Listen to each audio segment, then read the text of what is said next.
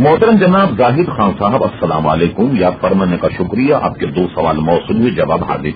پہلا سوال آپ نے بڑا عجیب و غریب کیا. آپ نے فرمایا کہ قرآن اور حدیث میں یہ کہاں لکھا ہے کہ ہم اللہ تعالیٰ سے براہ راست نہیں مانگ سکتے. یہ تو ہمارے کسی عالم نے بھی نہیں کہا کہ اللہ تبارک و تعالیٰ سے براہ راست مانگنا جائز نہیں.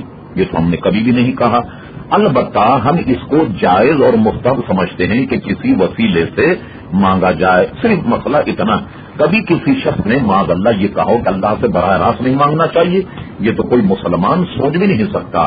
زاہد خان صاحب، اب آئیے ہم جو یہ کہتے ہیں کہ وسیلے سے مانگا جائے، تو دیکھیے قرآن مجید فرقان حمید میں آیت ہے وَابْتَغُوا إِلَيْهِ الْوَسِيلَةَ. اللہ تبارک و تعالیٰ کے دربار میں وسیلہ تلاش کرو، خود اسی کا حکم ہے.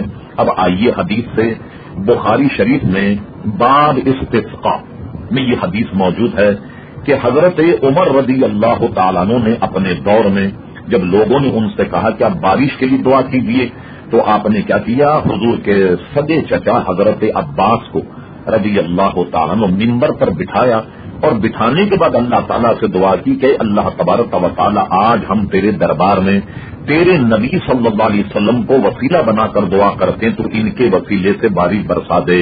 اور بخاری میں روایت ہے کہ بارش ہوئی. اب مجھے بتائیے، جب قرآن مجید سے بھی پتہ لگ گیا کہ اللہ کے دربار میں وسیلہ تلاش کیا جائے، اور اس سے بھی پتہ لگ گیا حدیث سے بخاری شریف کے کہ حضرت عمر نے وسیلے سے مانگا، اس لیے اہل سنت و جماعت وسیلے سے مانگنے کے بھی قائل ہیں، جس سے لوگ شرک اور نہ جانے بدعت اور کیا کیا کہتے ہیں، جنہیں اللہ تبارک و تعالی راہ راست عطا فرمائے. اب آپ کا دوسرا مسئلہ، جب پکی قبر بنانا ناجائز ہے، پھر مزارات کیوں تعمیر کیے جاتے ہیں؟ تو آپ کے ذہن میں یہ رہے کہ پکی قبر جو ہے وہ عام عوام کی نہ بنائی جائے، بلکہ مشائخ اور علماء کی پکی قبریں بنانے کو علماء نے جائز لکھا.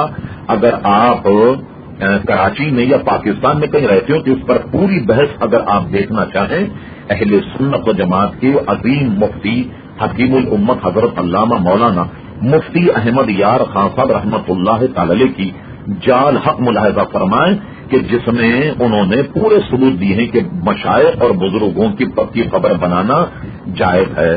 تو میں نے یہ دونوں چیزیں قرآن و حدیث کی روشنی میں بیان کر دی. امید کہ آپ کی تسلی ہو گئی ہوگی.